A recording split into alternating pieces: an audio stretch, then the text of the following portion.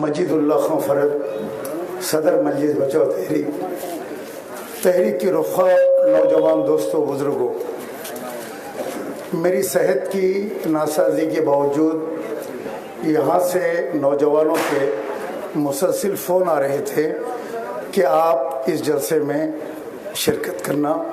आप लोगों ने बुलाया, मैं आ गया। ये आप लोगों की मोहब्बत है जो मुझे खींच कर लेकर आई। जलसे हो रहे हैं, बड़ी बड़ी तकारीर हो रही है, बहुत से बातें हो रही है। यहाँ एक मजलिस की जानिब से जाफ़र हुसैन मेराज नाम के एक बेकार शख्स को याकूतपुरे में लाकर मुसल्लत किया गया।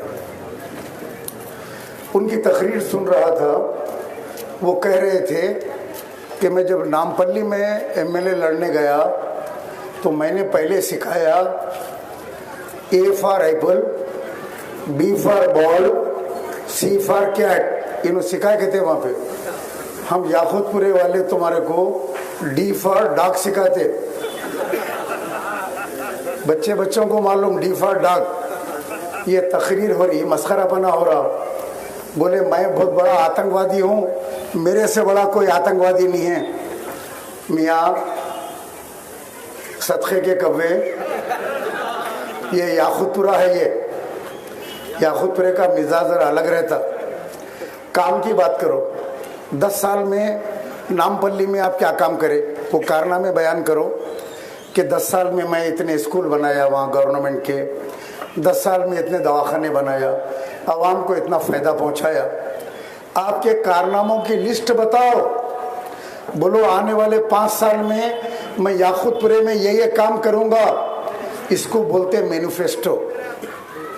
मैनिफेस्टो कहते हैं। वो बताओ ना। इनके सदर का ने कोई मैनिफेस्टो है, ना ये जमात वालों का ने कोई मैनिफेस्टो है कि बच्चों की तालीम के लिए क्या करेंगे, बीमार लोगों के इलाज के लिए क्या करेंगे, माशी तौर पे क्या करेंगे। दारुस्सलाम बैंक है, कहते हैं मुसलमानों का बैंक है, लेकिन ये वो लोग हैं बैंक में अवाम का इतना सोना डूब चुका है वहाँ पे। मुसलमानों का सोना लेके 13% 14% सूद के ऊपर, उसके बाद 1 रुपया कम नहीं करते, फिर वो सोना डूब जाता है। मुसलमानों का खून चूसने वाले, सूद का बैंक चलाने वाले। बात आके अल्लाह रसूल की तुमको जेब नहीं देती असदुद्दीन अवैसी।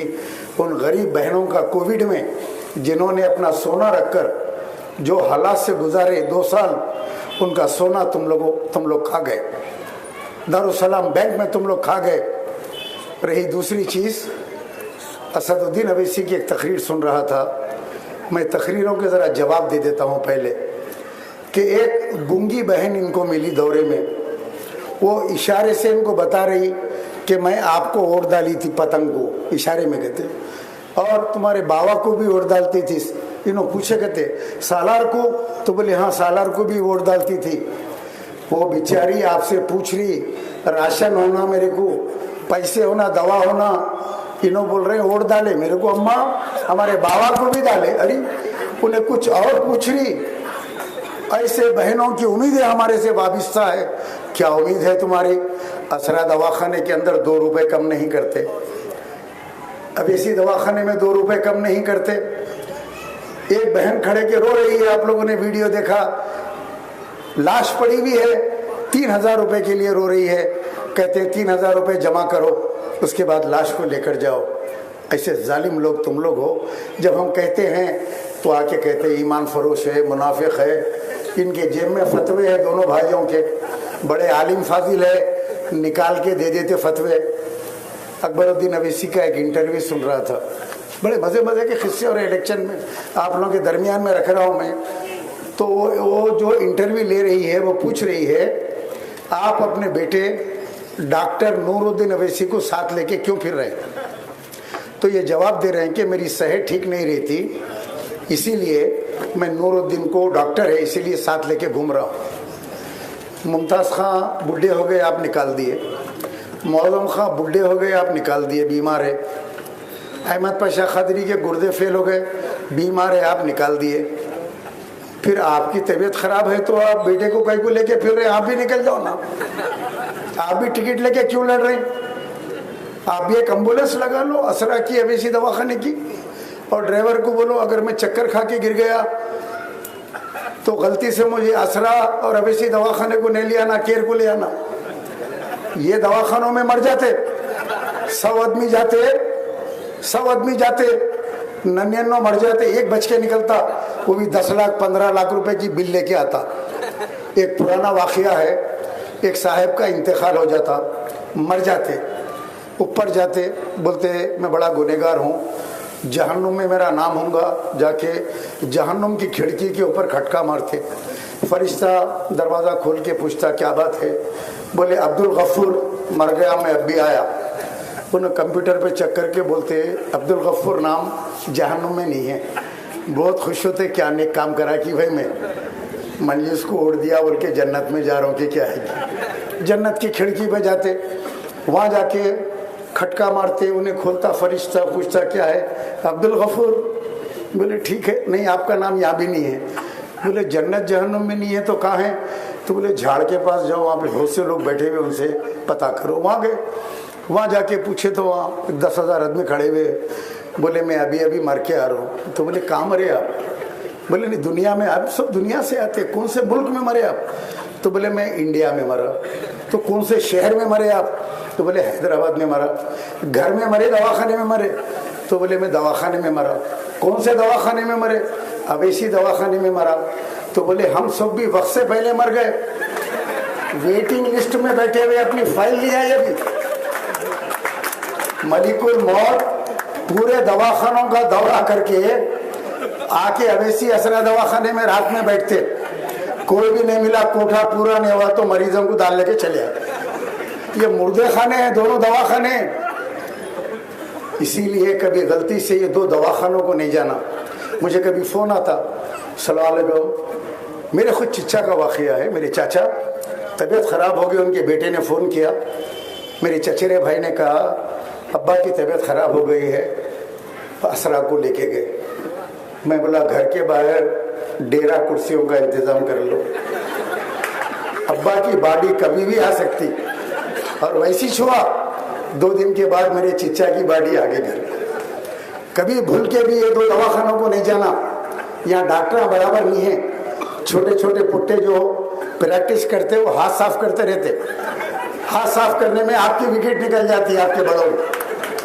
बहरहाल और भी जैसे हैं, मैं आप लोगों को तफसीली तौर पे आपको बताऊंगा। इतना कहूंगा, एक काम वाले को वोट दो। अब काम वाला कौन है आप लोगों का फैसला करना। अब मैं रास्ते से आ रहा हूं, कई लोग मुझे मेरी गाड़ी को रोक रहे हैं, कह रहे हैं सलीम भाई अमजदुल्ला खान को एक मौका मिलना चाहिए। मेरे दिल से दुआ निकल रही उन लोगों के लिए, या अल्लाह यहाँ के मुसलमानों के दिलों को फेर दे परवरदिगार, या अल्लाह ये जालिमों से कौम को बचा ले परवरदिगार। काम करने वाले नौजवान को अपने ऐबो गैब से मुंतखब फरमा, और जो फोकसिंग करके हराम का वोट डालते हैं, जामे निजामिया का फतवा है हराम का वोट डालना जायज़ नहीं है, मगर असदुद्दीन अवैसी कहने हराम भी जायज़ है, सूद भी जायज़ है, और हराम के वोट डालना भी जायज़ है। लेकिन याद रखो हराम का वोट आप लोग इस्तेमाल मत करो। इंशाअल्लाह ताला कामयाबी हक की होंगी। अब आखिरी में बड़े परेशान हैं, बोले कुछ पैसे बांटेंगे, बांट के अवाम के अंदर हम अब वोट ले लेंगे। अगर आके पैसे बांटे तो ले लो, क्योंकि हमारे पास तो कोई हराम की कमी नहीं है। ये बच्चे तो कुछ कमाए नहीं हराम का पैसा। किसकी तरफ से मिल रहे हैं वो पैसे देंगे आपको? अमजदुल्ला खान की तरफ से देंगे। ये लड़ रहा बोल के देंगे ना। अगर आज अमजदुल्ला खान इलेक्शन नहीं लड़ते तो क्या एम वाले आके पैसे बांटते? बोलो आप। कुत्ता नहीं पूछता। आज उन्होंने लड़ रहे बोल के लाके बांटेंगे आपको, ले लीजिए। लेकिन किसकी तरफ से बांट रहे हैं? अमजदुल्ला खान की तरफ से। वोट किसको देना? अमजदुल्ला खान को देना। काम के आदमी को जिताओ। ये कब तक का जो है जाहिलों को मुंतखब करते। एक जने 25 साल बैठ के गए, पॉइंट यूं पकड़ के निकल रहे थे, यूं होते निकल जा रहा पॉइंट नीचे। उसके बाद एक लाके डाले, उसका नाड़ा ही चुतर जा रहा, चल रहा तो ऐसा दिख रहा खाली शेरवानी जा रही। कोविड में निकल के फिर रहा, कोविड में एक राशन की पैकेट नहीं बांटा, मेरे को रहम आया, मैं बोला एक राशन का थैला इसको दे देना भाई, अपन बांटते बैठे हुए। ऐसे गरीब मिस्किन सूरत बना के फिर रहा। अरे जमीना लूटने वाले, खबरस्तानों की प्लाटिंग करने वाले। बहरहाल आप लोगों से मेरी अदबन गुजारिश है, तो आजकल फेसबुक पे चल रहा कॉमेडी शो हो रहा, कहते हमारा कॉमेडी शो है। अरे हम तो हकीकत बता रहे हैं, हकीकत। कॉमेडी शो तो तुम्हारा है जो आके असदुद्दीन अवैसी कॉमेडी कर रहे, बलाला फुकरा, इन्हें फुकरा। तुम क्या फूक रहे, तुम क्या फूक रहे हमारे को बताओ। बहरहाल औकाफी जायदादा फूक रहे। बहरहाल मेरे पास एक प्रोडक्ट है मेरी लेबोरेटरी का, जो आके गड़बड़ करा, दादागिरी करने गया, उसको मैं ग्रैंडोमाइसिन इंजेक्शन है, सीधा सीधा वो ग्रैंडोमाइसिन के इंजेक्शन का एक ही डोज मुंह बंद हो जाता उसका। ये सदके के कपड़े का काई काई करना पूरा बन हुआ था एरिया में। बहरहाल एमबीटी को मुझे उम्मीद है ये सरों का समंदर बता रहा है कि लोग अमजदुल्ला खान की खिदमत को पसंद करते हैं और आने वाले दिनों में अमजदुल्ला खान को वोट देंगे, जो आपके मसाइल को हल करेगा, आपके काम आएगा, 1 रुपया आपसे नहीं लेगा। ये मैं कसम खाता हूँ अल्लाह को हाजिर और नाजिर जान के मैं शहादत देता हूँ, अमजदुल्ला खान अगर किसी माँ बहन से राशन कार्ड बनाने के, आधार कार्ड बनाने के, वजीफा दिलाने के या कोई भी गवर्नमेंट की स्कीम के अंदर अगर 1 रुपया लेगा तो मैं उस दिन अपने आप को अमजदुल्ला खान से अलहदा कर लूंगा। लेकिन मैं गवाही देता हूं ये नौजवान 1 रुपया किसी से नहीं लेगा, आपकी खिदमत करेगा, चाहे नल का कनेक्शन हो, चाहे लाइट का कनेक्शन हो, आओ फ्री में काम लो इस नौजवान से। ये पढ़ा लिखा नौजवान है, ये सानिया गाज़ी मिल्लत है। लगा के आग दरख्तों को खुद ही हाथों से, लगा के आग दरख्तों को खुद ही हाथों से। अजीब लोग हैं, साया तलाश करते हैं। खुदा हाफिज़। ये अल्लाह से सलीम साहब को मुखातिब कर रहे थे। आज मैं हल्के याद से नबी बचा कहीं के उम्मीदवार बहुत हमारे जनाब अब्दुल्ला खान साहब से अदब गुजारिश करता हूं कि आप मुखातिब करें।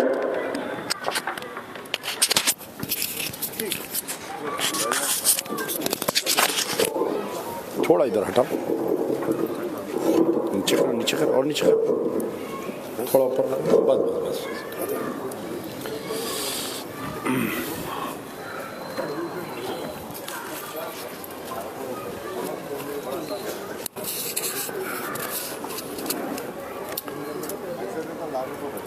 मोहतरम मजीदुल्ला खान फरत, सदर मजलिस बचाओ तहरीक, अलहाज सैयद सलीम साहब, स्टेज पे दिगर कायदीन इकराम, नौजवान साथियों, बुज़ुर्गों, जहाँ तक मेरी आवाज़ जा रही है, पसे पर्दा सुनने वाली मोहतरम माँ और बहनों, अस्सलाम वालेकुम, मक़बरों को भी सलाम। बहरहाल इंतखाबी मुहिम चल रही है और आज जो है नॉमिनेशन के बाद से चौथा दिन है। इंशाअल्लाह कल जो है हमारा नया जो निशान है वो निशान मालूम होगा। कल 5 बजे तक आपके दरमियान में सोशल मीडिया के द्वारा आपको मजलिस बचाओ तहरीक का निशान क्या है ये बात मालूम हो जाएगी। इंतखाबात में हल्के असम्बली याकूतपुरा से कई उम्मीदवार हैं, लेकिन बहस और चर्चा जो है सिर्फ 2 ही उम्मीदवार की हो रही है। मजलिस इत्तेहादुल मुस्लिमीन का उम्मीदवार की बहस नहीं हो रही है, बल्कि मजलिस इत्तेहादुल मुस्लिमीन का जो जिस तरीके से कैंडिडेट को चुना गया है उसके ऊपर बहस हो रही है कि कई लोग ये सवाल कर रहे हैं कि आया क्या पूरे याकूतपुरे में, जहाँ पर मजलिस इत्तेहादुल मुस्लिमीन 70 साल से यहाँ पर अपना उम्मीदवार जिताते आ रही है, कि कोई एक ऐसा नौजवान नहीं मिला जो याकूतपुरे का नुमाइंदा बन सकता था। आप देखिए याकूतपुरे वालों के साथ कितनी नाइंसाफी हुई। अब पहली नाइंसाफी ये हुई कि याकूतपुरे के कोई भी याकूतपुरे के रहने वाले को वहां पर टिकट नहीं दिया गया। उमन क्या होता कि जो कारपोरेटर होता वो म्युनिसिपल डिवीजन का रहता, एमएलए भी जो रहता वो एरिया का रहता या करीब का रहता, उन्हें आजू बाजू का रहता उन्हें। तो मजलिस इत्तेहादुल मुस्लिमीन ने दो तरीके की नाइंसाफी की।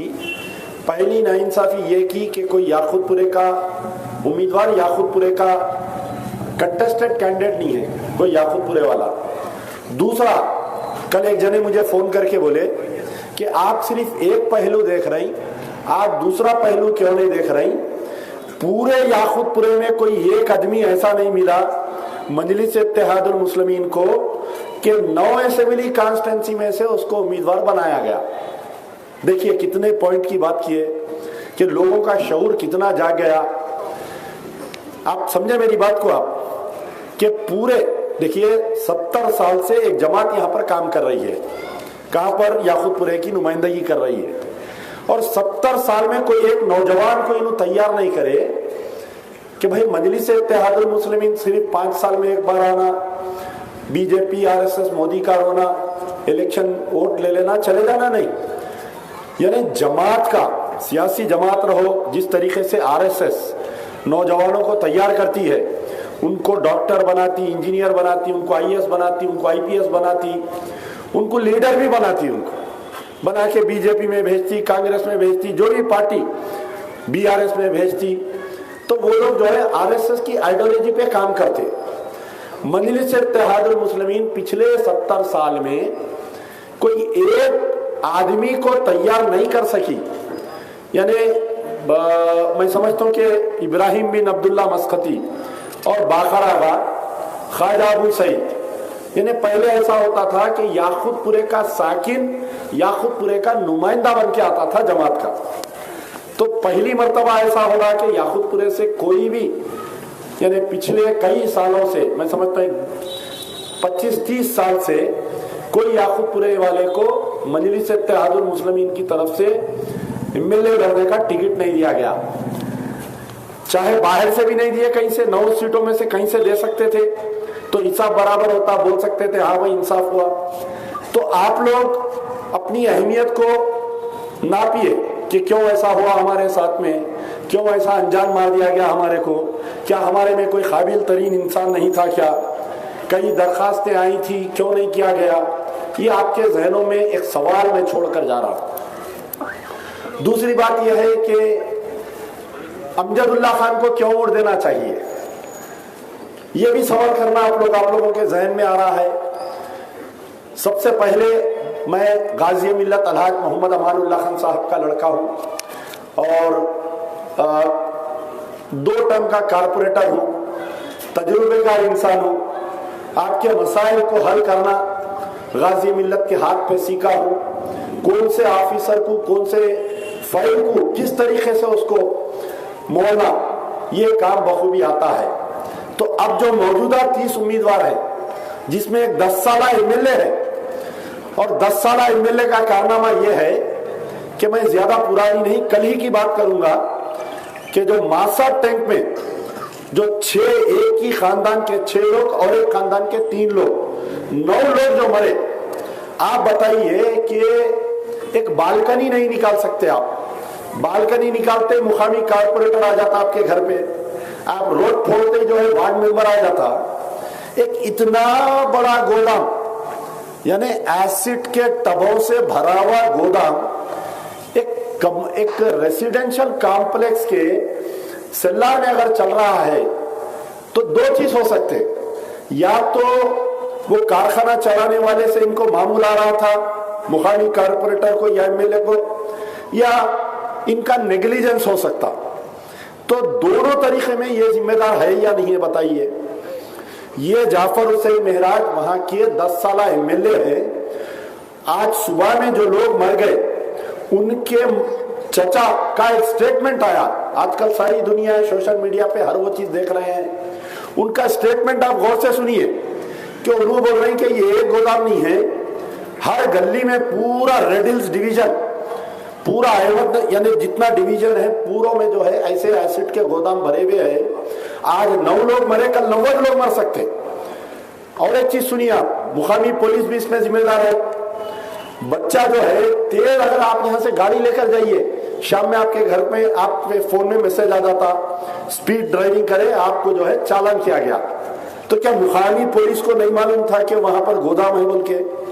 तो मैं ये बतलाना चाह रहा हूं कि जो शख्स आपके सामने उम्मीदवार बनकर आया है, 10 साल तजुर्बा लेकर आया है, ये तजुर्बा नहीं है, 10 साल करप्शन है ये इंसान का आपके दरमियान में आया।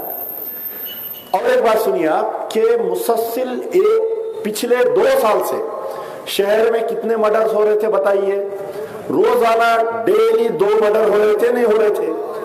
अच्छा, अब ये मर्डर पिछले 1 महीने से बंद हो गए। सुन रहे आप लोग मर्डर हो रहे बोल के?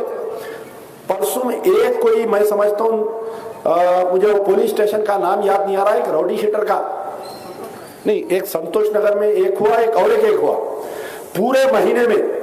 यानी रोजाना जो 2 से 3 मर्डर हो रहे थे और ज्यादातर जो है मुसलमानों के मर्डर हो रहे थे। ये पिछले 1 महीने से अचानक ये मर्डर्स क्यों बंद हो गए, ये बोलिए आप लोग। तो यहां पर इसकी वजह यह है कि अब मौजूदा जो कमिश्नर ऑफ पुलिस है, ये मौजूदा जो कमिश्नर ऑफ पुलिस है बहुत ही सख्त नॉन करप्ट ऑफिसर है। एक मर्डर कहीं हुआ हो मारेकपल्ली साइड पे, मर्डर राउडी शीटर का मर्डर हुआ, यह भी इंक्वायरी आई कि इंस्पेक्टर उसमें मिला हुआ था वो मर्डर में, फौरी इंस्पेक्टर को सस्पेंड कर दिए। ना सिर्फ सस्पेंड करे बल्कि वो मर्डर में उसको अक्यूज बना दिए। आज तक तारीख में ऐसा कोई पुलिस कमिश्नर इतना सख्त एक्शन नहीं लिया कि वो एक्शन लिया गया। संतोष नगर का भी जो मर्डर हुआ उसमें एसीपी को भी नोटिस दी गई, कमिश्नर ऑफ पुलिस को भी नोटिस दी गई। तो मैं ये बतलाना चाह रहा हूं कि जब एक एडमिनिस्ट्रेटर जब मजबूत होता, यानी एक एडमिनिस्ट्रेटर मजबूत होता, तो ये सब काम नहीं होते। कल जो है इंडिया फंक्शन हॉल का जो जलसा हुआ था, नहीं कल कहीं दक्कन होटल का जो एमआईएम का जलसा हुआ था, असदुद्दीन ओवैसी साहब ये बोल रहे थे कि हमारा जो मुखालिफ है अपने हल्के की कारपोरेटर सीट नहीं जीत सके। तो इसमें यह है politics is equal to cricket match. 100 run मारने वाला 0 पे आउट हो जाता, 0 मारने वाला 100 रन मार के आता जाके। और इनकी इत्तेला के लिए मैं तो आपको बहुत काबिल तरीन इंसान समझा था, मालूमात बहुत है समझा था, लेकिन मुखालिफिन के अपने दुश्मन की भी पूरी खबर रखना ये एक दानिश्ता दुश्मन की आदत होती है। लेकिन आपको ये नहीं मालूम कि मैं 10 साल का कारपोरेटर रह चुका हूं ऑलरेडी। चंचलगुड़े से 5 साल का कारपोरेटर था। आपके वालिद जो है मेरे को हराने के लिए उन्होंने खुद कैंपेनिंग किए, उन्होंने पैदल दौरे किए, आखिर में पैरा सूझ गए तो रिक्शे में बैठ के फिरे गुड्डी बोली में। तो आपके वालिद के दौर में मैं कारपोरेटर रहा और मैं वाहिद कारपोरेटर था चंचलगुड़े का जो 2 एमपी का एरिया और 2 एमएलए का एरिया लगता था। एक सुल्तान सलाहुद्दीन ओवैसी एमपी और मुमताज अहमद खान एमएलए लगते थे मुझे। एक जो है धर्मा भिक्षम एमपी और माल इंद्रसेन रेड्डी जो बीजेपी का फ्लोर लीडर था, बाद में माल रंगा रेड्डी। यानी मैं वाहिद एमएलए था, मैं वाहिद कारपोरेटर था कि मुझको 2 एमपी और 2 एमएलए लगते थे। तो मेरे सीट को रिजर्व किए, उसके बाद में हम आजमपुरे के कारपोरेटर बने, फिर उसको वुमेन रिजर्वेशन करे। जब मैं तीसरी मर्तबा इलेक्शन लड़ा, 3 दिन पहले मेरे हल्के के 10,000 वोट निकाल के 16-3 के किसी दूसरे उसमें डाल दिए। तो अब बताइए आप जो है एक कारपोरेटर नहीं जीतना बोल के आप इतनी कोशिश किए कि मुझको हराने के लिए और मुझको पावर से दूर करने के लिए। तो ये कार्रवाई की गई। आप बताइए कि ये कोशिश राजा सिंह को हराने के लिए क्यों नहीं की जा रही है? एक बात है कि 2,80,000 वोट है, 2,80,000 वोट है। 2,80,000 वोट में तकरीबन 80,000 वोट जहां तक मेरे मालूमात है कि मुस्लिम वोट है वहां पर। और राजा सिंह कभी भी 60,000 70,000 से बढ़ के नहीं लिया। 60,000 70,000 के दरमियान में लिया होगा। मैं पूरा डेटा निकाल के चेक किया तो मजलिस इत्तेहादुल मुस्लिमीन के 2 कारपोरेटर है गोशामहल में। 2 कारपोरेटर रहने के बावजूद आप अपना नुमाइंदा वहां पर नहीं डाले। ये क्या वजह है बताइए आप नहीं डाले ना वहां पर, आपका मेंबर ऑफ पार्लियामेंट का एरिया है वो। तो आज कौम जो है आपसे ये सवाल कर रही है कि आप गोशा महल में उम्मीदवार क्यों नहीं डाले। 17 सितंबर के दिन आप ऐलान किए, क्या ऐलान किया 17 सितंबर के दिन, कि मैं आने वाले इंतखाबात में बीआरएस की तायीद करूंगा मैं, यानी ये बोले, और बहाना भी ये बनाए कि मामू नई मामू से नक्टा मामू सही। अब आप बतलाइए ये नक्टा मामू क्या क्या हरकतें किया। नक्टा मामू आया 2014 में चीफ मिनिस्टर बने, इन्हों 2014 में जो है 2014 में इन्हों जैसा चीफ मिनिस्टर बने, सबसे पहले किशनबाग में फिसाद हुआ।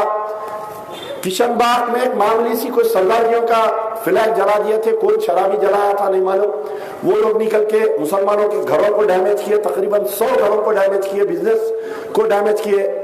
पुलिस आई, उल्टा हमारे में पुलिस फायरिंग की। मामू का कारनामा सुना रहा हूं मैं। इनका मामू का कारनामा ये है कि जब ये आने के बाद में पुलिस फायरिंग हुई, पुलिस फायरिंग में तकरीबन 4 लोग शहीद हुए, मस्जिद के मौजन शहीद हुए। आज की तारीख तक जो है उनको इंसाफ नहीं मिला।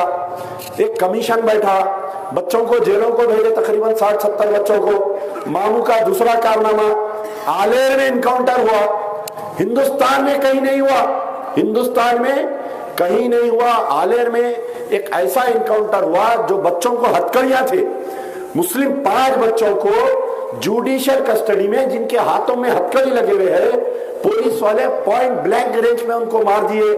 एनएचआरसी की कमेटी की रिपोर्ट आई, ये अमजदुल्लाह खान एनएचआरसी में केस लड़ा 2 साल तक, कोई असदुद्दीन ओवैसी नहीं लड़े, कोई आपका अब जो नुमाइंदा है वो जब सिटिंग एमएलए थे वो कभी आवाज नहीं उठाए, ना कोई अकबरुद्दीन ओवैसी उठाए, ना साबिका जो गए अहमद पाशा खादरी। एनएचआरसी में अमजदुल्लाह खान तकरीबन 2 या 3 साल लड़ने के बाद में 2018 में फैसला आया, 2018-19 में, कि दिस एनकाउंटर इज फेयर, और ये एनकाउंटर में जितने मुलविस है ये सारों को जो है 5 जनों को ये मारने वाले जो जिम्मेदार है उनको 5-5 लाख रुपए दिया जाए जो मर गए सो विक्टिम फैमिली को, और मारे सो वालों के ऊपर मर्डर केस बुक करते हुए इनको गिरफ्तार करिए। आज आप बड़ी ताकत है, बड़ी सियासी ताकत है आपकी, फिर आप क्यों नहीं करे? आप वो रिपोर्ट को इंप्लीमेंट कराना था, आपके मामू को बोल देते थे हम, वो नहीं कराए। 5 मसाजिद शहीद है, सबसे पहले आपके एक खाना मस्जिद शहीद हुई।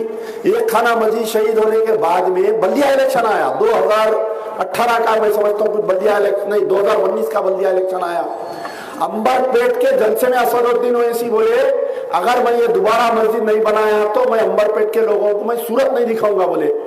आज की तारीख तक वो मस्जिद बन रही। कुत्तागुड़म फॉरेस्ट एरिया में एक मस्जिद है जंगल में, वहां पर वो मस्जिद को शहीद कर दिए। बाजुक मंदिर है उसको शहीद नहीं करे, ये हकीकत है। तो आप बतलाइए कि बहुत बड़ा ढंडोरा पीट रहे हैं कि शादी मुबारक दिया जा रहा, मौजनों को तनख्वाहें दी जा रही है। हर दिन अखबार में आता कि 3 महीने हो गए मौजन को तनख्वाह नहीं मिले, 4 महीने हो गए मौजनों को तनख्वाह नहीं मिले। आप लोग भी अखबार में पढ़े होंगे। शादी मुबारक कब आता बताइए? शादी हो जाती, वो जिसकी शादी हुई उन्हें प्रेग्नेंट हो जाती, बच्चा हो जाता, चेक आना। 1,10,000 रुपए के चेक को 30,000 रुपए रिश्वत देना, एमएलए के आदमी को रिश्वत देना, एमपी के आदमी को रिश्वत देना, एमआरओ को रिश्वत देना, माइनॉरिटी वेलफेयर ऑफिसर को रिश्वत देना, चेक डालने के बाद में कैश कराने के लिए बैंक में रिश्वत देना, यानी 60,000 to 70,000 रुपीज ही चाहते उसमें। तो आप बतलाइए कि ये मामू को क्यों देना चाहिए? खाली आप बोल दिए दे देना, बस खत्म, सवाल और नहीं करना। आप यानी आपको सवाल करने का, आपको बहस करने का कोई उन्होंने छोड़े नहीं। अरे भाई उम्र तो ऐसा होना चाहिए, आप अगर एक तंजीम के सदर हैं, आप दीगर तंजीमों को बुला के, सबको बुलाना था, ठीक है, हमको नहीं बुलाना था, हमसे मुखालिफत है। आप जितने तंजीमें सबको बुला के प्रोस एंड कॉन्स पे बात करके उसके ऊपर आप करना था, नहीं किया आप। उसमें आप एक साइडेड बोल दिए कि मैं मरते दम तक बीआरएस के साथ रहूंगा, ठीक है, आप रहिए, आपकी मर्जी। आप जाके उनको अपने घर में रख लीजिए या आप उनके घर में रह जाइए। इसमें आम मुसलमानों का क्या फायदा है आप बीआरएस को तायद करने से? ये कोई सवाल पे जाओ, ये जवाब नहीं दे सक रहा। तो बहरहाल कई चीजें हैं। अब आपके सामने जो है मैं एक 10 मिनट और लूंगा आपसे कि मैं उम्मीदवार बनूंगा। यहां पर याकूतपुरे वाले आप जो मुझे वोट देंगे, आप वोट जो है ये एक शहादत है, वोट जो है आपका शरई हक है, वोट जो है आपका जमहूरी हक है। आप अगर वोट देंगे, पहले तो मैं आपको ये मैसेज देना चाह रहा हूं कि मजलिस बचाओ तहरीक की हार की सबसे बड़ी वजह यह होती है कि मजलिस बचाओ तहरीक के चाहने वाले बोलिए या जो वोटर है जिसके घर में 10 वोट है, आपके घर में 10 वोट है, एक वोट डालते जाके 2 वोट डालते, बाकी के वोट जो है बोगस हो रहे। ये जो बोगस हो रहे होता है इसमें यह है कि अगर आप एक वोट बोगस हो रहा तो मैं 2 वोट पीछे हो जाऊंगा आपसे। एक वोट बोगस हो रहा तो मैं 2 वोट पीछे हो जा रहा हूं आपसे। तो ये हमारा पूरा डोर टू डोर कैंपेनिंग, आज जितने हम बस्तियां फिरे, आज कौन से बस्तियां फिरे अपन, वाहिद कॉलोनी, अलजाबरी कॉलोनी, ये पूरे मेरे इलेक्शन में सबसे बेहतरीन दौरा। ऐसा खटका मारे तो अंदर से आदमी निकल के बोल रहा हंसते हुए, यानी आदमी की खुशी ये बताती कि they are accepting you as a candidate. जब मैं खटका, ऐसा हमारे बच्चे खटका मार रहे हैं, अंदर से निकल रहे हैं, खवातीन बालकनी में से हाथ बता रही, कोई ऐसा बता रही, कोई ऐसा बता रही। तो आप बखुदा अल्लाह गवाह है कि पूरे इलेक्शन प्रोसेस में ये जो दौरा था आज का, इतना बेहतरीन और एक मोहब्बत का दौरा, यानी ऐसा जैसा मैं 10-15 साल ये बस्ती में खिदमत करा हूँ। लोग मैं आया तो इस्तेमाल कर रहे हैं, कोई फूल पिला रहे हैं, कोई शाल पिला रहे हैं, कोई चाय पिला रहे हैं, कोई बिस्किट खिला रहे हैं, कोई कॉफी पिला रहे हैं। मेरे आंख से आंसू आ गए। मैं जब घर को गया, मगरिब की नमाज पढ़ा और अल्लाह से मैं 2 रकात शुक्राने अदा करा कि अल्लाह के इस बस्ती में जहां पर पैर रखने नहीं देते किसी को, यहाँ पर इस बस्ती में अगर कोई मुखालिफ आया मजलिस का तो उसको पैर रखने नहीं देते, वैसी बस्ती में आज मेरा ये इस्तेमाल हुआ। अल्लाह मैं तेरा लाख लाख शुक्र अदा करूंगा और जिंदगी भर ये बस्ती वालों का मैं एहसानमंद रहूंगा। हार जीत अल्लाह के हाथ है, लेकिन ये बस्ती में जो मोहब्बत मिली ना आज मुझे, खुदा में बोलो मेरे आंख पे कांटे आ रहे नहीं आज बात बोल रहा हूं तो याद रखो ये पूरे वाहिद कॉलोनी, ये जितने बस्ती वाले हैं, अमजदुल्ला खान तुमको शर्मिंदा नहीं करेगा। अगर आप वोट देंगे अमजदुल्ला खान को, 5 साल तक अमजदुल्ला खान एमएलए बन के सिर्फ याकूतपुरे के नहीं बल्कि पूरे तेलंगाना के जितने मजलूम है, मुसलमान, दलित, जो भी है मजलूम, जिसके ऊपर भी जुल्म होगा, पहले तो मेरा हक बनेगा कि मैं याकूतपुरे की आवाम के जो मसाइल है, अरे आज अपन इतने डेवलप हो गए, आज चांद में चले जा रहे लोग, लेकिन एसआरटी ये आपके वाहिद कॉलोनी में, ये बस्तियों में गंदा पानी आ रहा। परेशान हुआ मैं सुन के, कई लोग खवातीन बोल रही साहब हमारे एरिया में जो है पोल्यूशन आ रहा, गंदा पानी आ रहा बोल रही। 1-2 घर नहीं साहब, चलो एक आध का पर्सनल प्रॉब्लम होगा, गंदा पानी आ रहा, पूरी बस्ती की बस्ती में गंदा पानी आ रहा। हैरत हुई मेरे को देख के। ये जो पीछे हजारा मस्जिद कहने की रोड है, ये जो पीछे की रोड है, ये रोड खोद के डाल दिए थे, कितने दिन खाली पड़ी हुई थी बताओ आप लोग। मैं महल्ले की बात कर रहा हूं, मैं कोई मोदी हमेशा अमेरिका नहीं बोल रहा हूं। मैं जहां पर ठहर के तकरीर कर रहा हूं वहीं की गुफ्तगू कर रहा हूं कि ये हजारा मस्जिद करने की रोड खोद के कॉन्ट्रैक्टर साहब, कारपोरेटर साहब, एमएलए साहब 2 महीने लापता। अरे एक इंपॉर्टेंट मस्जिद है, याकूतपुरे की सबसे कदीम मस्जिद है, रात में खोदना, सुबह में डाल देना रोड नहीं, पूरी रोड खोद के डाल दिए बेचारे। एक बड़े मियाँ मेरे को 2 बजे रात को मैसेज करे, अमजद मियाँ मैं रात में गिर गया आते आते, आप कल आके देखिए। दूसरे दिन सुबह में आया, मैं देखा, इमीडिएट उसका वीडियो बनाया, ट्वीट किया, कमिश्नर को बात किया, जोनल कमिश्नर को बात किया। नहीं वो कुछ कॉन्ट्रैक्टर्स की स्ट्राइक चल रही थी। मैं बोला कहीं की स्ट्राइक? अगर चीफ मिनिस्टर के घर के सामने खोद देते तो क्या कानून करते बताओ? क्या चीफ मिनिस्टर 2 महीने तक बगैर रोक के रहता बताओ? जब चीफ मिनिस्टर इंसान है तो हम इंसान नहीं है क्या बताओ?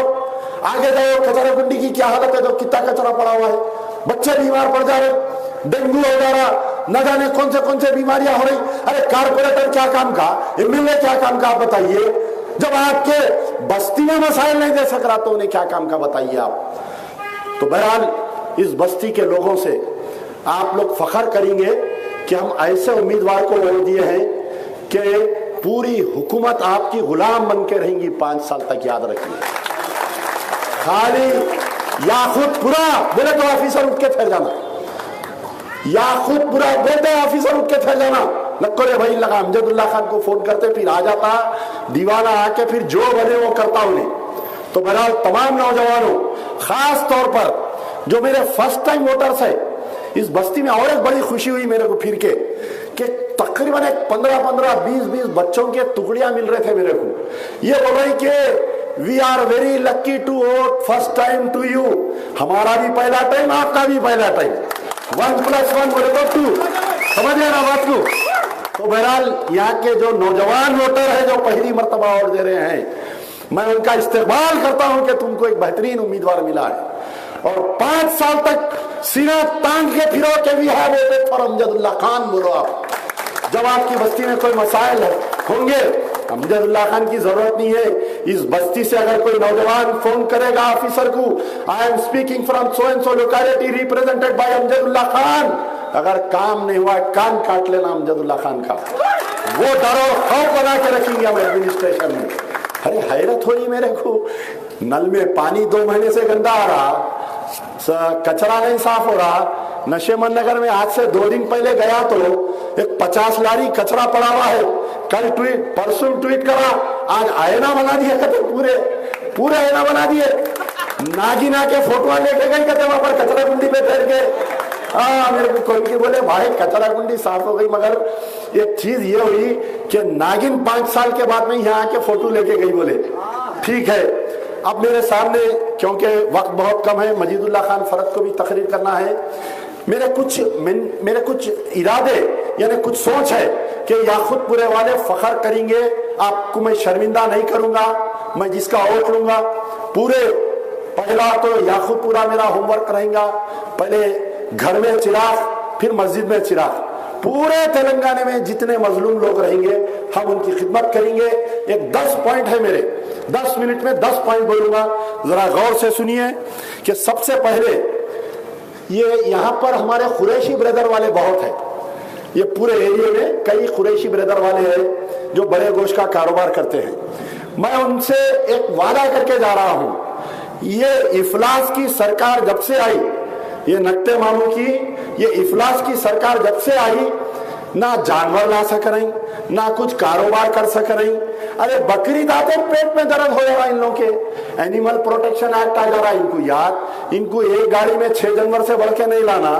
कभी बोल रहे छोटा पाड़ा नहीं लाना, बड़ा लाना, बड़ा लाए तो बोल रहे छोटा लाना, मंझला लाना। अरे ये कैसा बोलिए आप। और आज की तारीख तक आप बताइए 2014 से पहले कभी सिटी के आउटस्कर्ट में कोई वो पढ़ते थे? बताइए आप। नहीं, पूरे पुलिस के छौनिया, जो जानवर की गाड़ी आ रही भाग रहे उसके पीछे, जो जानवर की गाड़ी आ रही परेशान कर रही। मैं अल्लाह को हाजिर और नाजिर जानकर ये तमाम कुरैशी कम्युनिटी के लोगों से ये वादा करता हूं कि आने वाले 5 साल में अगर कोई जानवर की गाड़ी रोकेगा तो उसको हम जानवर बना के बताएंगे। अरे ये दम रहना जी, ये कह के ये ना पिकारों को एमएलए बना दिए, ना बोलने के ना काम करने के, ना मुंह में जबान ना हाथ में कलम, इनको एमएलए बना के भेज दिया। आप बताओ 9 साल से जुल्म हो रहा है कुरैशी कम्युनिटी पे, कोई इनका ख्याल ना आया क्या इनके ऊपर? बताओ। अरे वो काला लेंडू जाके हमारे रास्ते में जानवरों को रोक रहा, वो कौन की वीडियो बना रहा, बर्दाश्त के बाहर हो गया। एक दिन निकला, रात के औकात पे निकला, 2 बजे रात को गाड़ी डाल के, कोई नहीं, उस दिन तो ड्राइवर भी नहीं था, अकेला निकला। मैं बोला आज साले अब बताता हूं तेरा। बंद हो गए, पूरे बंद हो गए। बताओ, जब अमजदुल्ला खान रोड पे निकला तो कोई आया गाड़ी रोकने? उसके बाद में पुलिस आई, पुलिस कमिश्नर मुझे फोन करके बोले कि आपका रातों का फिरना बंद करो। बोला पहले तुम उनको बंद करो, फिर मैं जब अपनी जगह खामोश बैठूंगा। जब सारा जानवर आया रातों को, आया नहीं आया हकीकत है नहीं।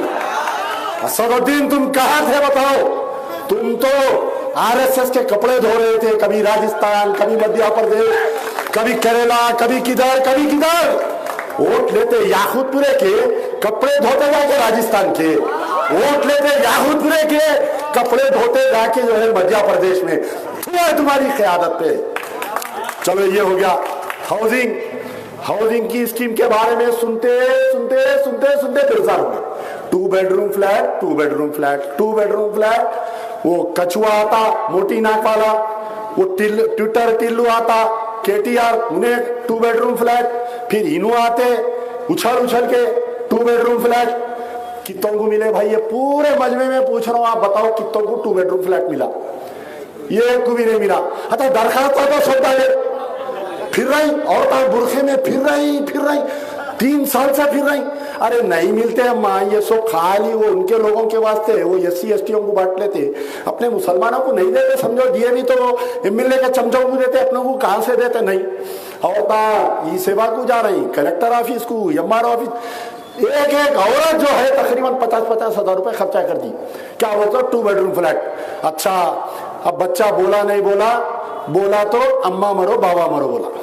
अब कहा दिए 120 किलोमीटर दूर ले जाके 2 बेडरूम फ्लैट। कौन रहते? दरवाजा खोलते, सांपा आ जा रही, बिच्छू आ जा रही वहां पर। तो मैं आपसे वादा कर रहा हूं, सुनिए, अरे याकूतपुरे के नौजवानों है, बुजुर्गों, जो गरीब तबका है एज ऑन वोटर 29 नवंबर 2023 उन्हें याकूतपुरे में है, उसको अमजदुल्ला खान वादा करता है कि फेज वाइज याकूतपुरे में बहुत जमीन है। लोग आके मजाक उड़ा रहे, अरे जमीन कहाँ है बाबा, कैसा दिलाते आप? है मियाँ। अब खान साहब जो है कुछ ऐसे पढ़ते सिखा के गए मेरे को जो तुम लोगों को नहीं सिखाए। तो याकूतपुरे में बहुत जमीन है। यहाँ बैठे हुए हमारे शिव कुमार साहब हंस रहे, मालूम ना कहाँ है जमीन? आप हम डिस्कशन करें ना। 50 एकड़ जमीन निकालता हूं याकूतपुरे में, नहीं तो इनकी उनकी खींच लेंगे, समझ जाओ किसकी। है ना, क्या है, नालों के बाजू कब्जे करे, लाओ बनेंगे, गरीबों के अपार्टमेंट बनेंगे। ऐसा देखना, फिर MP साहब बुलाना पड़ता ना, MP साहब को इनाग्रेशन में, MP है ना उन्होंने, ऐसा आंखा मार के भी तू देखना, अब्बा क्या बना रे, 12 मंजिला बम्बई में कैसे रहते देखे ना फ्लैटा। मैं दिलाऊंगा, वादा कर रहा हूं अल्लाह को हाजिर और नाजिर जान के। अरे पठान का बच्चा हूं, नहीं दिलाया था जो बोलवा। मैं जबलपुरे के जलसे में बोला कि याकूतपुरे में हम एक बेहतरीन बड़ा मेडिकल कॉलेज और टीचिंग हॉस्पिटल हम डाल के देंगे। तो फौरी आ गए, फिक्र हो गई, मजाका उड़ाना चालू कर दिए।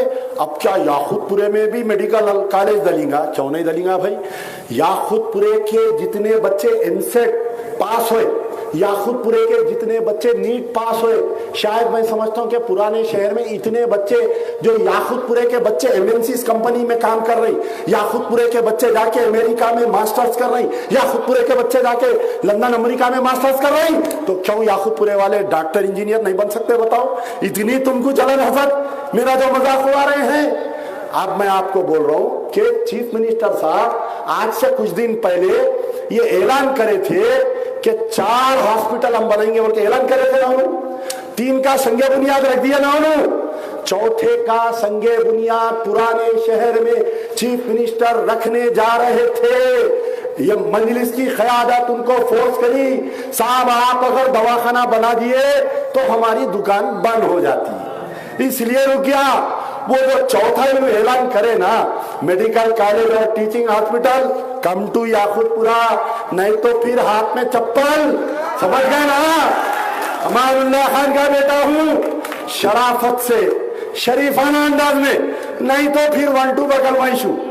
मैं वादा कर रहा हूं कि याकूतपुरे में जो ऐलान करता हॉस्पिटल है और मेडिकल कॉलेज है ओल्ड सिटी का, वो याकूतपुरे में बना के बताऊंगा मैं आपको। ऐलान हो गया, बजट पास हो गया, 4 में से 3 की संगे बुनियाद हो गई। कोत्तापेट मार्केट में एक बना दिए, एक और कौन सी की जगह बना रही, शहर के 4 कोनों में बनाने का CM KCR ने वादा किया। 3 का संगे बुनियाद हो गया, 4था का इंशाअल्लाह अमजदुल्ला खान आपके दरमियान में लाएगा। बहुत कम है वक्त, इंशाल्लाह कल आगे की तकरीर होंगी, क्योंकि अभी और 10 पॉइंट में से 2 ही बोला, बाकी के 1 पॉइंट बोलकर ये तकरीबन हमारे घरों में जो है किडनी और कैंसर फेलियर, कैंसर पेशेंट और किडनी पेशेंट बहुत आ रहे तकरीबन घरों में। मैं नहीं बोलता, यहाँ के भी कई लोग मेरे प्रजा दरबार में आ रहे हैं, मेरे से टच में है। द कॉस्टलीस्ट मेडिसिन वो कैंसर पेशेंट का है। द कॉस्टलीस्ट जो इलाज है वो किडनी फेलियर पेशेंट्स का है। Alternative dialysis 15,000 5,000। तो मैं एक इरादा कर रहा हूं, irrespective of caste and creed, सिर्फ याकुतपुरा नहीं, पूरे तेलंगाना वालों के लिए जो कैंसर पेशेंट है, जो किडनी पेशेंट है, उनको जो है जैसा आसरा स्कीम में विडो पेंशन आता ना, जैसा हैंडीकैप को पेंशन आता, वो कैंसर पेशेंट को और किडनी पेशेंट को हुकूमत को मनवा कर, हुकूमत को डरा कर, हुकूमत को दबा कर, अब किसकी हुकूमत बनती नहीं मालूम, क्या नकटे मामू की बनती नहीं मालूम, चपटे मामू की बनती नहीं मालूम, जो भी हुकूमत बनेगी उनको हम मजबूर करेंगे कि ये 7,000 रुपए जो किडनी पेशेंट है और जो कैंसर पेशेंट है उनको वजीफा देना गवर्नमेंट, कोई बड़ी बात नहीं है, सरकार के बहुत पैसा है, देना चाहिए। का बोलिए आप, महंगा इलाज है। एक कॉमन हो गया कि जो बच्चा पैदा हो रहा उसके दिल में सुराख आ रहा, तकरीबन बहुत केसेस रिपोर्ट हो रही है, बच्चे जो पैदा हो रहे। कर्नाटका में जो है ये बच्चों का इलाज फ्री होता, दिल्ली में पूरा टोटल मेडिकल फ्री है, दिल्ली में टोटल मेडिकल, आप अंदर पैर रख के बाहर निकले तो टेस्ट दवा हर चीज फ्री है। भाई अरविंद केजरीवाल को भी 9 साल मिले, केसीआर को भी 9 साल मिले, वहां पर टोटल एजुकेशन फ्री, बड़े बड़े मिनिस्टरों के बच्चे वहां के स्कूलों में तालीम फ्री ले रहे, तो यहाँ पर क्यों नहीं हो सकता बताइए। हम चाहेंगे कि उन बच्चों का भी इलाज आरोग्यश्री में यानी तो चीफ मिनिस्टर रिलीफ फंड में टोटल फ्री होना चाहिए, और भी तो जल्द से होते रहेंगे क्योंकि अभी आधा घंटा है। मजीदुल्लाह